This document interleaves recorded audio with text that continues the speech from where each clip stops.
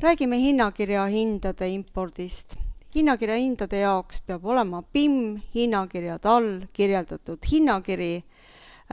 Talle antakse nimi, aktiivsus ja võib-olla ka algus- või lõppaeg, aga need ei ole kohustuslikud ja salvestatakse. Nii et siin tegelikult tooteid küljes ei ole. Seejärel minnakse ladu ja import products beta. Võetakse lahti tavatoodete import, öeldakse, mille alusel toode tuvastatakse, et me teeme ainult update'i ja valitakse vastav fail, kus meil on need hinnad siis olemas. Otsin siit kuupäeva järgi üles tooted hinnakirja importimiseks open ja võtan preview.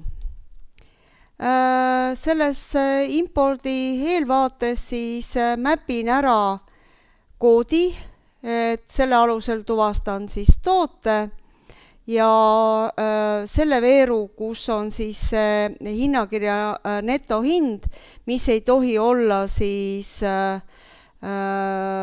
valemiga, vaid peaks olema siis lihtsalt hind, valin ta välja ja panengi käima impordi. Imporditakse ja näen PIM ja hinnakirjade all siis vastavaid tooteid, võin nad lahti võtta, vaadata, kui palju allahindlust tuli, mis on neto-brutohind.